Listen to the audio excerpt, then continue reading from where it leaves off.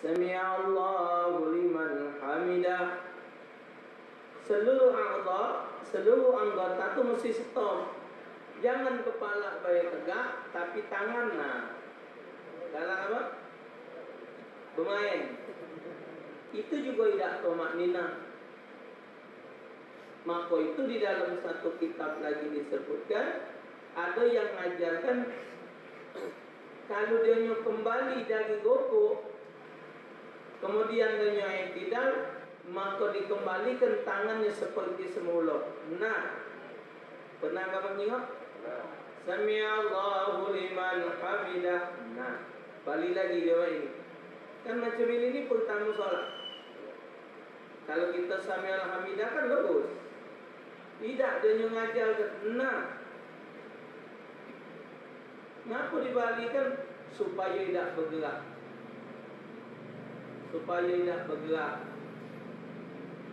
Tapi kalau kita biasa memang galak baca tumakninahnya, tidak perlu dibalikan. Sami'allahu liman hamidah, langsung lurus. Kita pegang tangan kita ke pukang kanan kiri. Nah, supaya tidak bergerak. Tapi kalau Sami'allahu liman hamidah, Allah tidak boleh.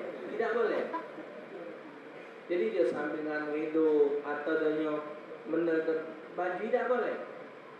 Jadi dia Sami'allahu liman hamidah, tegak lurus. Baru bergerak Allahu Akbar. Jadi antara dia tegak, dia harus berdiri betul, menyetopkan seluruh anggota badannya, kecuali yang memang tidak baca di stop, itu namanya darurat. Ada orang matanya kedip-kedip, atau memang ada orang tangannya kena syarafnya terganggu, itu namanya uzur. Ini yang sehat, yang diterangkan dalam hukum ini untuk semua orang yang sehat. Kalau yang tidak sehat, semampu dia baik sholat. Dia tidak mampu berdiri doh, tidak mampu duduk beban. Nah, itu artinya sekemampuan dia. Kalaupun masih tidak ada baca, dia dengan cukup hormat waktu. Jadi kalau dia kesempurnaan dia ada pada badan diri dia harus melakukan dengan kesempurnaan. Kemudian wasujud, rukun yang wajib pakai tumakninah yang ketiga adalah sujud. Sami'allahu liman hamidah. Rabbana lakal hamd min as-samawati wal ardh wa min ma syi'ta min syai'in ba'd. Ada wong ni kalau kita makmum Sami'allahu liman hamidah, makmum cukup jawab Rabbana lakal hamd. Tapi dalam mazhab Syafi'i, walaupun dia makmum tetap disunahkan nyebut Sami'allahu liman hamidah baru Rabbana lakal hamd.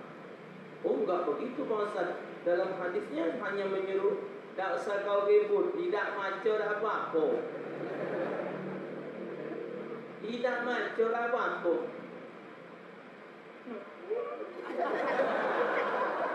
Susah. Jadi enggak ada apa-apa.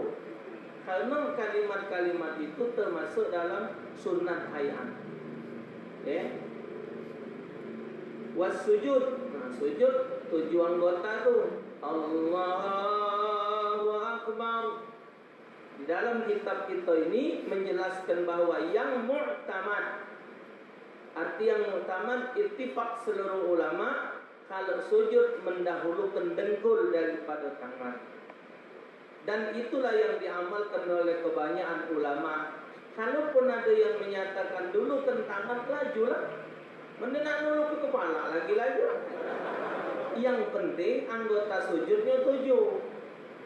A'dha'u sujud sab'atun, al-jabhatu wa butunul kaffain, ar-rukbatani wa butunul asabi'u rijlain.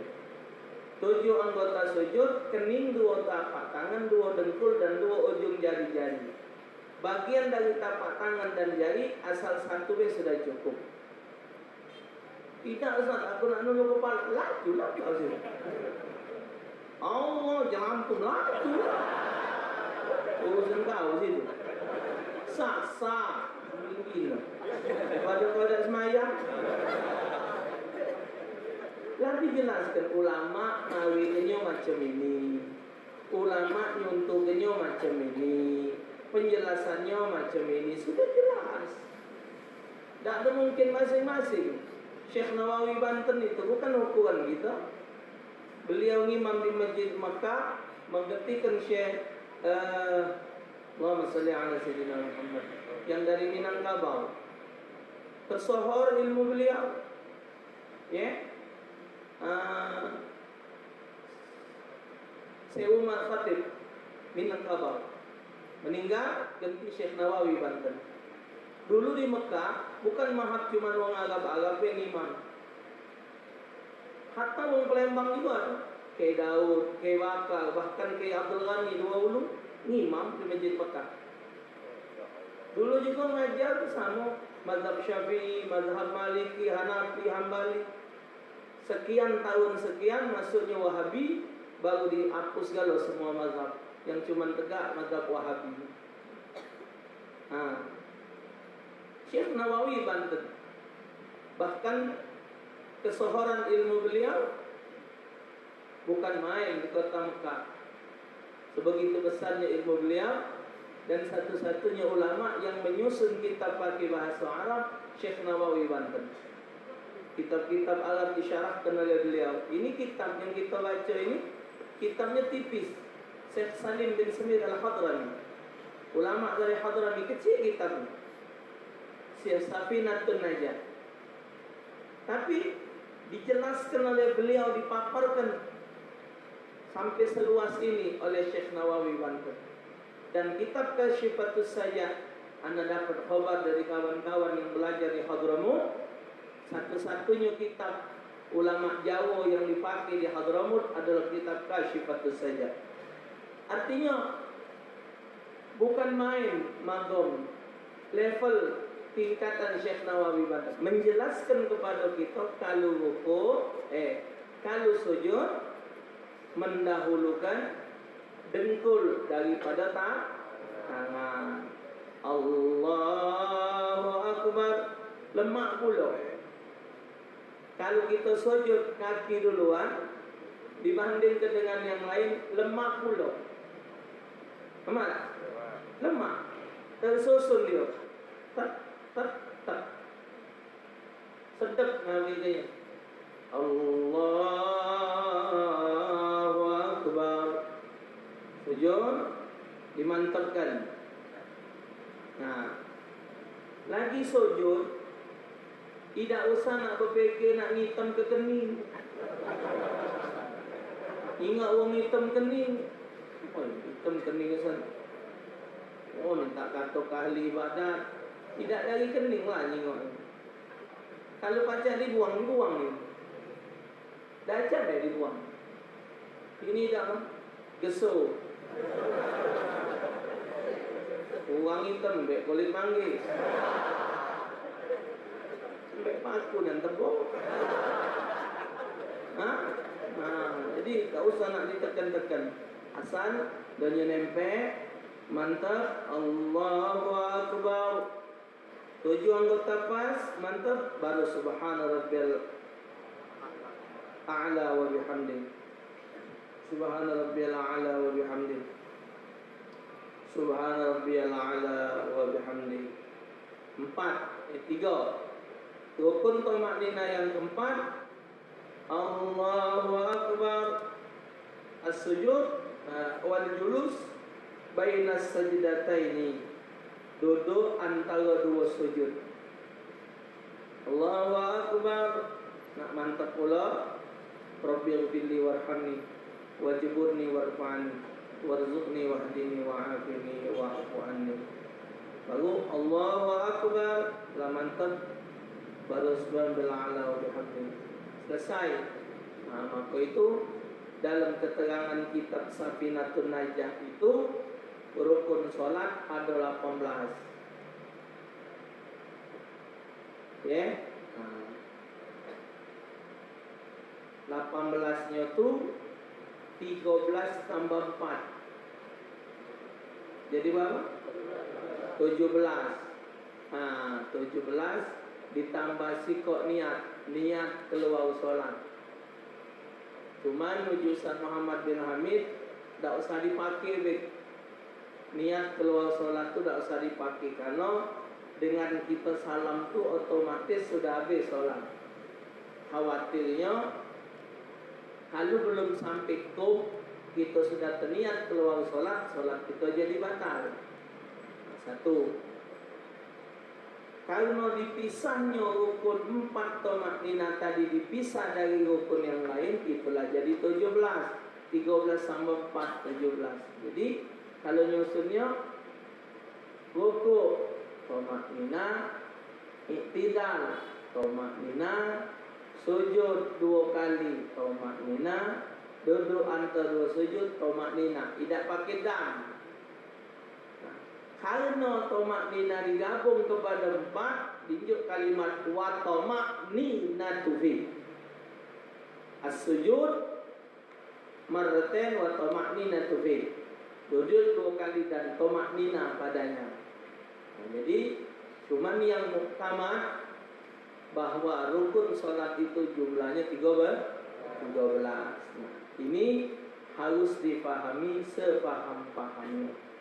Karena sholat ini tidak baca, dianggap main-main. Satu-satunya rukun Islam yang tidak bisa dipermainkan itu adalah sholat, dan tidak ada alasan apapun untuk meninggalkannya. Buktinya kita dalam perjalanan repot jamak. Kita repot dalam perjalanan jamak. Woi panjang gini, Zuhur 4, Asar 4, buat 2. Asar 2, Zuhur 2, namanya qasar. Boleh pilih, nak digawe keduluan, takdim. Nak digawe ke belakangan, takhir. Apa lagi? Nah, itu hadiah dari Allah. Oh tidak, Ustaz. Aku walaupun dalam posisi perjalanan ni, aku nak mengurangi jumlah rakaat. Zuhur nak 4 tulah, asar nak 4 tulah. Janganlah. Kita ngawikan solat itu wajib. Kita ngambil hadiah dari Allah tadi boleh pahala pula. Itu kan hadiah dari Allah. Dari 4 jadi 2. Cuman ngawikinya 2 lah, 2 rakaat. Assalamualaikum, berangkat pula 2 rakaat. Jadi kita tuh boleh pahala 2. Pahala kita ngawikan kewajiban, pahala kita memberi keringanan hadiah dari Allah. Waktu anak di Malang dulu, Ji Mu'alim, kita berangkat ini kita berangkat nih. Kan berangkat zaman ini bukan kayak seperti zaman dulu, lama. Ini kan nanti ada rencana tol kita ini kan bakal nyambung ke mana? Ke Lampung. Ini sudah rencana dari presiden dulu. Sebelum yang ini, yang dulu-dulu juga sudah ada rencana. Bagus ke baik. Semua rencana kan cuma terus ke baik. Cuma nasib baik. Nasib pada zaman dia selesai. Enak. Sepakat? Kan parah kakek kita ke Lampung. Habis subuh, sudah sholat subuh, kita ngopi pagi, berangkat jam 7 ke Lampung. Makan siang ke sana. Makan siang di Lampung. Lampung lemak makan siang. Di pinggir laut, di lautan itu ada macam rumah makan, iwaknya kita minta iwak itu ditangkap, dimasakkan. Jadi iwaknya sehat. Uji kapal karena belum ada ubang, ada misal kita nak refreshing ke sana, ngajak anak main di ningok laut pergi dari sini. Terus kita ke sana, ke Lampung. Selesai makan siang, istirahat, balik ke sini, sholat maghrib. Sangkin sudah dekat. Atau kita ke Jakarta, dari Jakarta ke Palembang, kalau naik mobil 20 jaman. Ke Lampung. Kita 20 jam tak? Siapa biasa sana? Jakarta. Nah, sudah sama dewek lah. Jangan lemak, gojo ada yang 16, ada yang 20, ada ya, jelas sana tidak tahu. Kalau jauh. Nah. Tapi ketika kita naik pesawat, kan malah 45 menit sudah sampai. Ke Bangka juga sampai. Haji Mu'alim, kalau kita dalam perjalanan, biar bagaimanapun ambil, tidak usah puasa pada hari itu. Karena itu hadiah dari Allah. Jadi hadiah dari Allah. Faman kana minkum maridun aw ala safarin fa'iddatun min ayamin ukhra. Kalau kamu sakit atau dalam perjalanan, boleh dah puasa, tapi ganti waktu yang lain. Nah, kata Malik, ambil hadiah itu, ambil. Cuman dengan tanda petik, dengan catatan yang sifatnya sekali-sekali. Sekali-sekali persiapan atau ada acara, itu boleh. Kalau misal Anda sebagai petugas partai, lagi jadi anggota DPR kan, tugas sana, tugas ini. Itu artinya memang sudah apa? Sudah gawe dia ngabis kedua kan? Sana sini. Usah banyak gino bukan untuk bayar pokoknya. Ini yang sifatnya sekali-sekali. Itu hadiah dari Allah. Jadi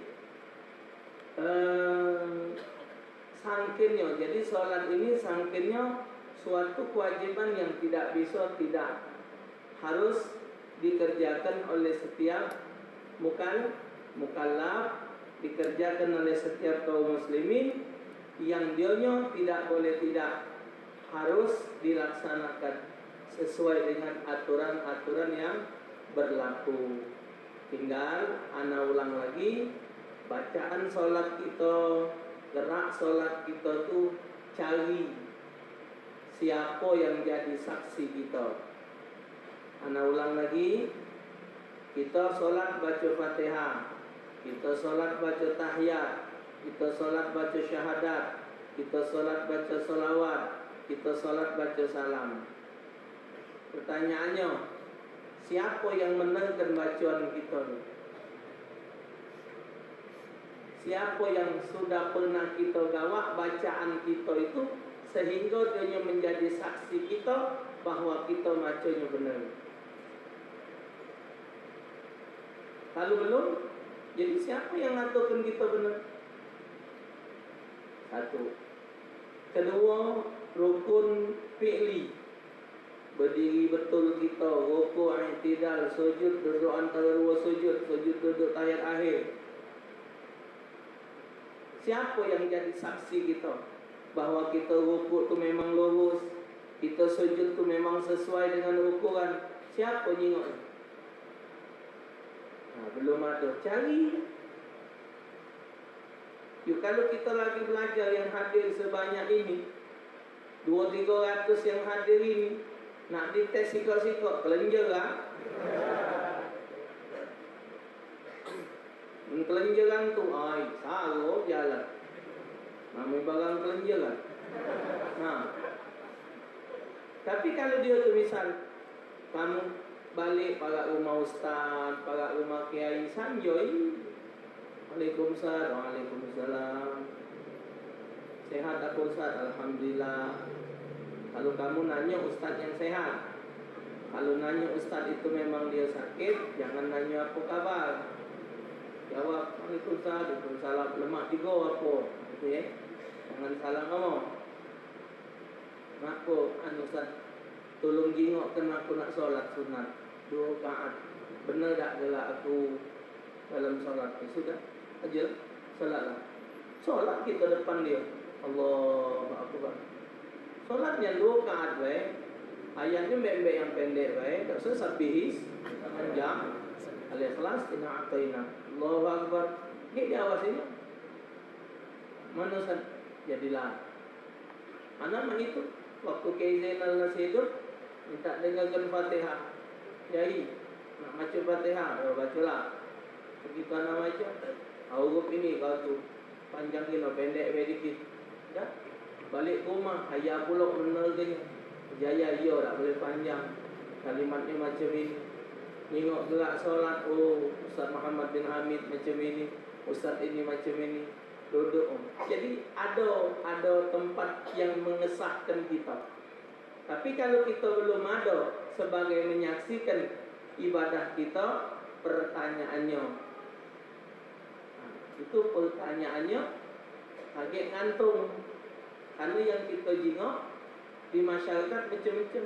Nunjuk yang tu lagi macam-macam. Ada terakhir ni mak ini.